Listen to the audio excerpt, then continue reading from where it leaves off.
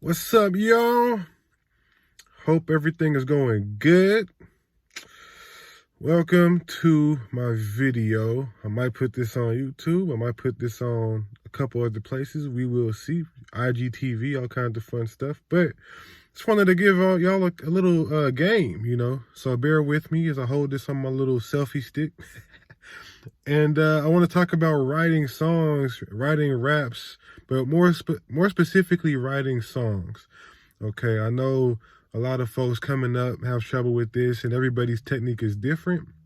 I don't judge anybody for their style, but I'm going to give you kind of mine. I should give y'all some backstory, because like the way I came up was the way I think everyone should come up, writing on a piece of paper, being like, okay, this first bar is like this next bar is like this, it rhymes, however you do it on paper, but on paper first, so you know how to visualize what your verses look like. I think the next step after that is doing it on your phone. You can actually, because your fingers, your hand-eye coordination, you can write verses so quick. And so if you need a quick verse, that's the best way to do it. But then two, an even more advanced technique is writing rhymes and verses and songs in your head. Now, that's just not easy. It takes practice, and I would not recommend doing that without mastering the on paper first, or even on your phone first. Once you get comfortable with that and you understand song structure, you understand your style and how you like things to come out, then at that point you can go ahead and try writing in your head. But it's challenging at first, and once you get the hang of it, it still has its challenges. A big one being proof of your lyrics. If you want to copyright your song and everything, or even just for distribution and having people being able to understand your lyrics, you want to have that on paper somewhere, if not written down, typed, or on your phone where you can copy and paste it onto wherever you're distributing your music to, if they want lyrics, or if you like a Bandcamp. That's where me and my guys at Coffee Farmer Music have been putting our music up at right now. And so we need lyrics, a lot of the time, especially with that stuff. A lot of it's in Swahili. But anyway, so that's one of the disadvantages to writing in your head, is that you need to be able a lot of times to show people the lyrics. And when you write in your head, I love the way it comes out, but you don't have it on paper. So you will have to take that time later to get it down on paper, more than likely. So keep that in mind. But again, writing in your head, like Jay-Z and some of these other guys, Lil Wayne, Fabulous, some of these other guys, T.I., the earlier T.I. especially, is phenomenal. I love the sound, the feeling, the emotion, but I would not recommend it at all until you learn how to write on paper first. Now, on the flip side, guys like the baby and some other folks, they came up without writing. They just kind of record a couple bars, stop, think of some more bars, go in, stop. Here's videos of Tiger doing that, and I know that's how the baby gets his stuff done. So honestly, like, whatever works for you, and I'll never knock another artist for doing what works for them. My recommendation, if you really want to be a lyricist, is to learn how to get it down on paper first, get it down on your phone first, just at minimum, so you understand the structure. And then once you get comfortable with that, then you can try writing it in your head, or even just recording a few bars at a time. There's nothing wrong with that too, especially if a song is a freestyle. Now, let's talk about that word real quick, freestyle versus off the dome. So that term is an old school term, and a lot of times people get it confused. Freestyle simply means the style is free or devoid of subject. It does not necessarily mean that you're making the rhymes up as you go along. That's what you would call off the dome or off the top. That's what that means. That's the original meaning of that. Now, freestyle, like, I can write a verse on paper and it's still a freestyle if there's no subject. Like, if I'm just bragging, like, yeah, I got 8 chains, 8 bad chicks, that's 8 brains, whatever. There's no subject, really. I'm just bragging about random stuff, right? But that is a freestyle, right? I did just make that up off the top of my head, but, a freestyle just means devoid of subject, So a lot of songs that these rappers make where there's no particular subject and it's just them just bragging about how dope they are or all the stuff that they do, that's a freestyle, technically, regardless of how you look at it. In the comments, let me know what you think. But The freestyle is just simply devoid of subject, okay? So let's move on. So how to write rhymes, how to write songs. You want to first think about what the subject or what the context of the song is, okay? So again, it could just be a freestyle where the beat is dope. You just want to rap over it as soon as possible. You come up with the hook later. I've done that a lot. I've had some really good songs that came out like that. Okay, there's zero things wrong with that. That's totally fine if that's what you want to do. But for other songs, like if I have a song called Snakes, a song that I did that is not released yet, and I don't know if I'm gonna release it because it's very different, and I just don't know if the world is ready for it. But it's a song about people who I think are snakes. You know what I mean? So the song is about shady people. Boom.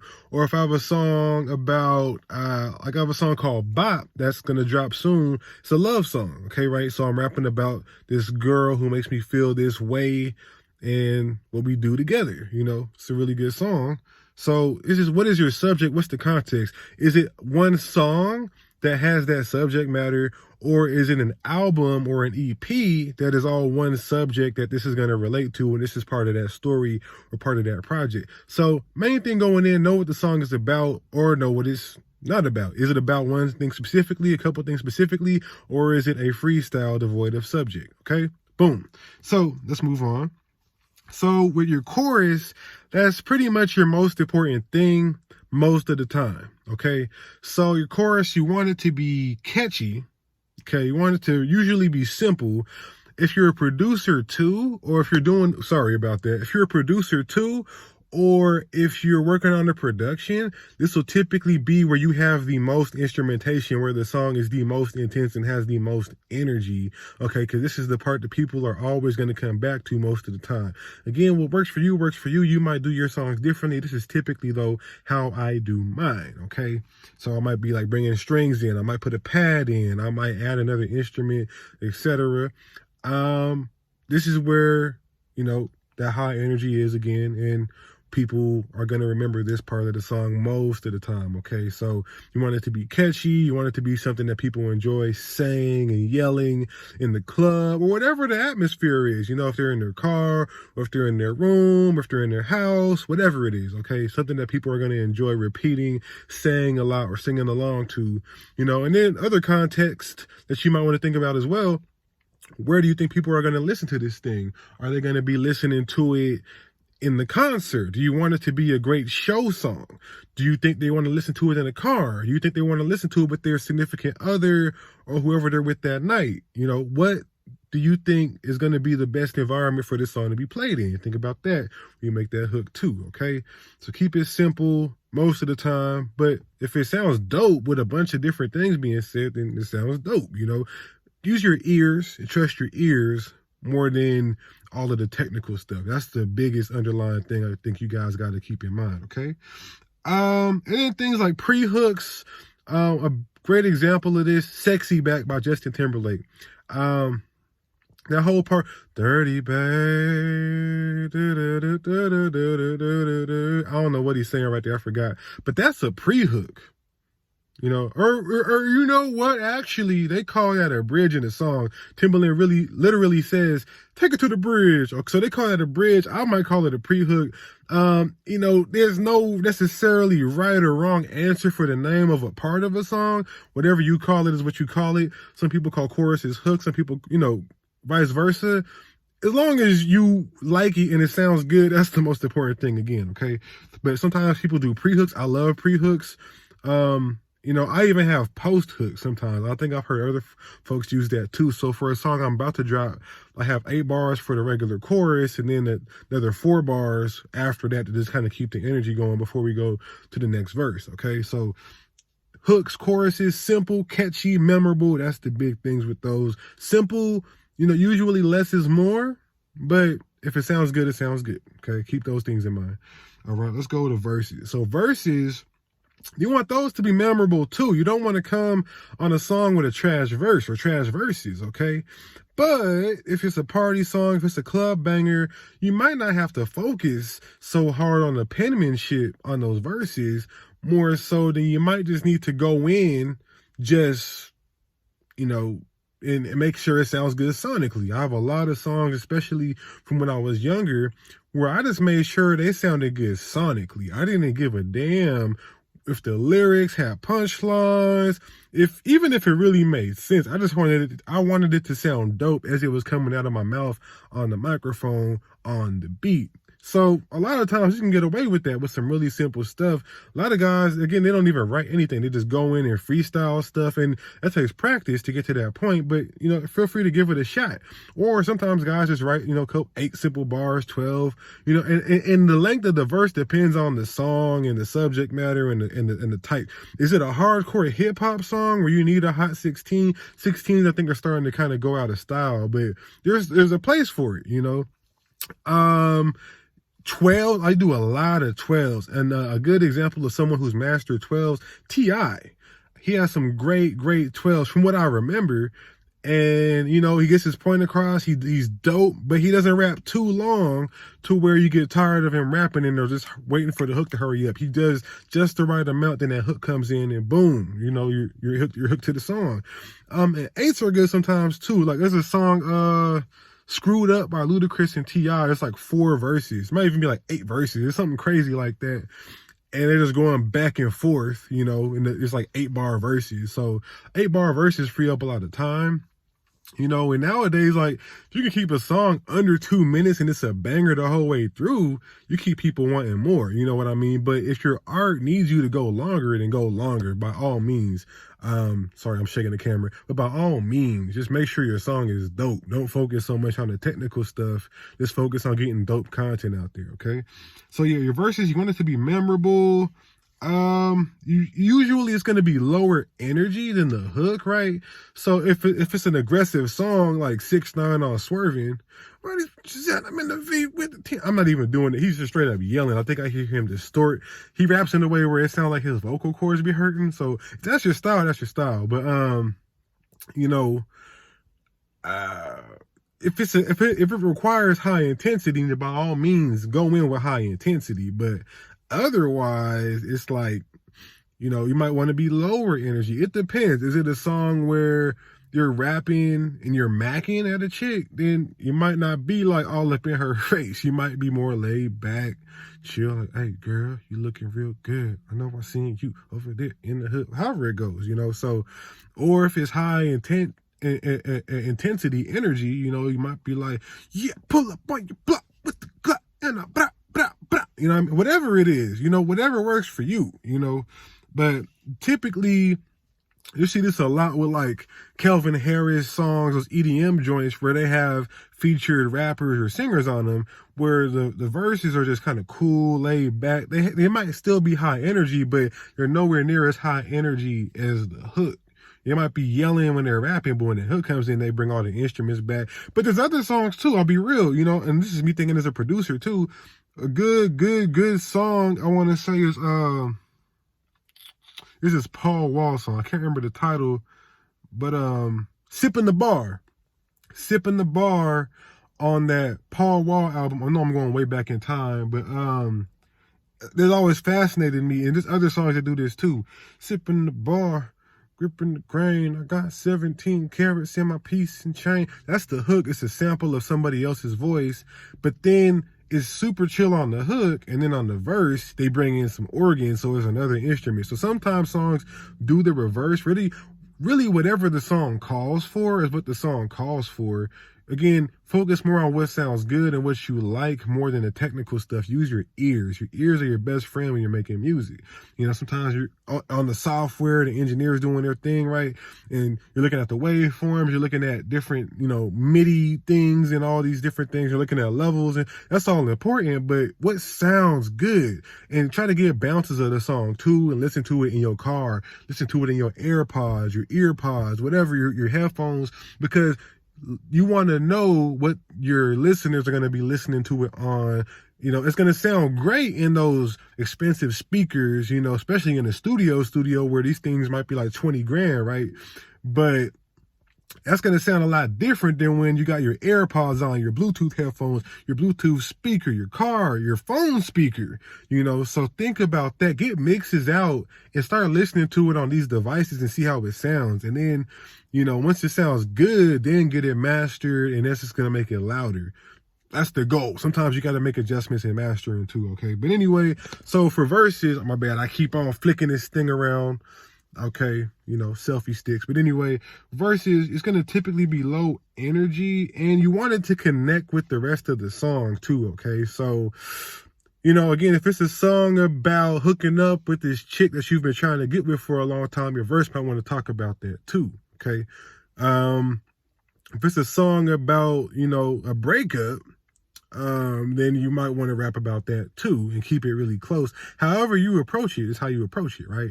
But then if it's a song, if it's a freestyle song devoid of subject, that's all I'm saying that means, right? Where there's no real subject, the hook is just people flexing. You can just come in and flex and rap about whatever you really want to rap about. But then too, you want to be careful and not rap about something that's completely different from whatever else is going on the song, right? So if me and the homies are rapping about fast cars, you might not want to come and just flex. You might want to make sure you get the fast cars in there too.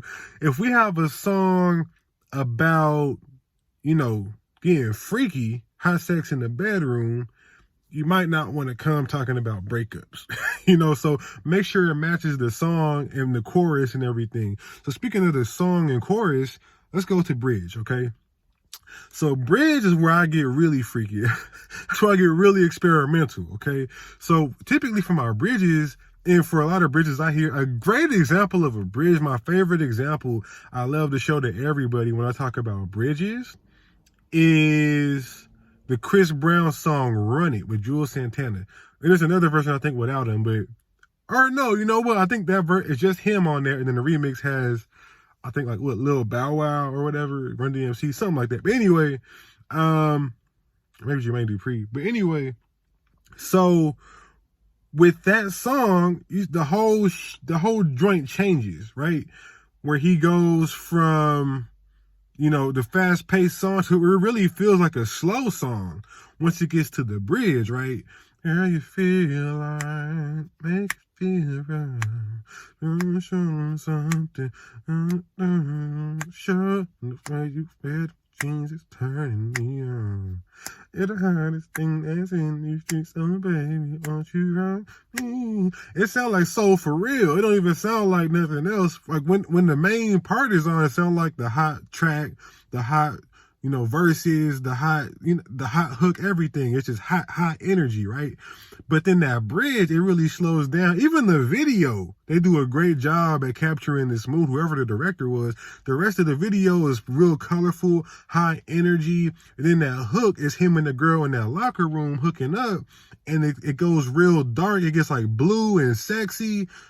That's a great bridge. Another great example of bridges are a lot of the songs that NERD made, a lot of Pharrell songs, but specifically Spaz. That is probably the greatest bridge I've ever listened to, honestly. The Chris Brown song is really high up there on my list, but a great example is Spaz by NERD. The rest of the song is super high energy. It don't get no more high energy than that. It's called Spaz if you want. Spaz if you want to. That's the song. It's high energy. The drums are going super crazy. But then the bridge, it really slows down and the instruments change and it gets a lot more peaceful and tranquil before those same high energy drums come back in and those new bridge instruments continue, but then it eventually goes back to the regular instrumentation and sound of the rest of the song, high energy. If I could talk to Pharrell right now, I would tell him I would change the drums on that part, so it's not so shocking and slowly build back into the fast drums. Cause I like how that part sounds so much, but he has other songs like that too, where the bridge just really changes and the whole song feels different. So people like him really inspire me. Now this is me as a producer more than a rapper, to really make my bridges sound different than the rest of the song. I had a singer I worked with comment after we laid her whole song out and I made the beat right. We did all the mixing and stuff just to get a version ready. And then she was like, yo, I need a bridge. I was like, I got you. I'm going to make this bridge sound because they did a bridge. It was cool. Her and my producer, right? I was like, okay, I got you. So then I come back and with a whole different bridge where the song just changes completely. And she was like, she got stressed out. She was like, bro, like, the bridge sounds better than the rest of the song. I was like, I know. So I'm just telling y'all, your bridge, you can play around so much. You can keep it simple and just have it kind of be like a hook almost, but is definitely different than the actual hook. You can have it be similar to the hook, like we did on this other song that I'm about to release. Or what I like to do when I pre-plan this, I have it sound different than the rest of the song, where it almost sounds like a different song, but the tempo is the same. And then it goes back to the regular song, and it kind of takes you on a journey. That's what I like to do with my records. One person, I think this is the only person I've ever changed tempo with on a song. Or he might have just made the beat sound so different that it felt like the tempo had changed. But Mario Castellini, I worked with that guy so much when I was younger, and we still talk as much as we can. I know he's super busy with his studio situation. Shout out to him and Heated and Ready Records, man. Those are some good cats out there in the south end, like Kent Federal Way. That's my guy. Mario, bro, he's literally like my brother. And he's so dope at production. Every time I think I'm good, that maybe I'm even surpassing him, he always one-ups me, and I love him for it. He's dope. He taught me how to use Reason, right? He taught me a lot about recording and stuff too. It was so awesome to see how him and his brothers were just so themselves and unafraid of what anybody thought of them, and they just did whatever it took. They didn't mind punching in, but before that, my pride would never let me punch in. He was one of the first people to be like, "Hey man, there's no shame in punching in. You got to get the song done." So, shout out to Mario Castellini, man. I got so much love for that dude. But anyway, so we had a song called Wondrous, and that's not the actual word. We didn't know that there was no E in Wondrous. We spelled it Wondrous. We named our EP that. We didn't actually release it. But anyway, we changed the tempo on that song. Well, not even the tempo. We changed the bridge where it sounds like everything is halftime and way slower. That song is crazy. I think, man, Mario, if you see this, let me know. We might have actually made a song where he just changed the tempo. He was so filthy. I've never personally attempted that. I might have made it sound like halftime or double time on a lot of songs, but I've never actually adjusted the tempo in the project, to make the speed change, so. But I think we might have actually done that together one time, okay? So he's a really dope producer. But again, there's so many ways, guys, to write songs and put them together, And then it might be different from an R&B song. R&B songs, like the closest thing I really got right now, besides what I'm about to drop, is this song "Keeping 100." If you haven't heard it, check out my YouTube channel. I have a really dope music video for it, an amazing video. Shout out to Shy Angel. Shout out to Brent Berry. That video is crazy, and they really captured the mood. It's really an epic video. But the song itself too, on Spotify, all platforms, okay? And like, that's the closest I came, because I use a format that I heard Michael Jackson and a lot of other singers use, where basically the first verse is maybe 8 bars, let's say, but then the second verse is half as long, or 4 bars, depending on how you count your bars. I count mine as like 1, 2, 3, 4, where each of those snaps would be a clap or a snare, or a 2 or a 4. And then, so chilling in my car and I'm looking like a star. You don't meet when I'm on the boulevard. Okay, that's 2 bars in my head, the way I count it. Maybe I slow the track down. Sometimes people rap twice as fast as that. So anyway, that's a whole other subject, okay? But think about 8 bars, 12 bars, 16 bars, how you want to do it. For Kanye, you got a lot to say. You might go 32, So it just depends on the song, okay? But, there's just so many ways to do it. And it's just all about what sounds good at the end of the day, But yeah, with R&B, sometimes a lot of, like Michael Jackson, I call it the Michael Jackson format. A lot of times with R&B, that first verse will be like 8 bars, let's say, and then that second verse might be 4 bars. But it's not as crucial to have a lot of bars in an R&B or a pop song as it is to have a lot of bars maybe in a rap song, especially like a real hip-hop lyricist kind of rap song. Because with an R&B song or a lot of pop songs, you're going to probably have a pre-hook, maybe even a post-hook. You might have repetitive bridges. Your hook is going to be popping regardless, right? And so it's not the same. Whereas a rap song, like a G Unit song, I think 50 Cent and G Unit epitomize 16s and hooks, right? Where you might do the chorus first or not. You got a verse that's probably 16 bars straight up. You got a hook. The hook is 8 bars. The chorus is 8 bars, whatever you call it, hook or chorus. Okay. You got another verse that's 16 bars. You got another hook/chorus. You might do another verse, the third one. You might do a bridge that's 8 bars right there. Do another hook. You might do a double up on the hook and end the song. You might just do that last hook one time and end the song, right? But that's like a G Unit 50 Cent song. And for the early 2000s and even to the late 2000s, that's what a lot of rap songs were. Even like in the 90s and stuff, you know. But so there's no necessarily one right way to do it. Just do what works for you. Again, do what sounds good. That is the most crucial thing. If you leave this with anything, do what sounds good, okay? Because all the technical stuff is cool and it's good guidance. But at the end of the day, if it sounds good, it sounds good. If it sounds bad, it don't matter if you were doing 16/8, doing all these counts and numbers and looking at all the waveforms and all this stuff. If it sounds bad, it sounds bad. Okay, and, you know, bounce the song, get a mix of the song and show it to some people and keep doing that. And they'll let you know if it's hot or not. Show it to your most asshole, cruel friends that you know keep it real with you, that are straight with you. Where if you ever show them something that was shitty, pardon my French, they told you, hey, bro, this sucks. Hey, sis, I don't like this. They just tell you straight up. That's who you need to be showing your music to. Don't show it to no yes men. Shouldn't really have yes men around you, no way. Okay, but, you know, that's what you need to do, okay? Show it to your close friends and family members who keep it 100 with you, who keep it extra funky with you, okay? And see what they think. If they're hella hard-nosed and they tell you the hard truth to your face, then they'll probably tell you if it's hot. And you know, if they tell you it's hot, then you got something, you know. And you know, if it's a love song, right, fellas, you want to show it to a lot of ladies, okay? If every girl you show it to, or most of the girls you show it to are like, yo, I'm digging this, then you might have something.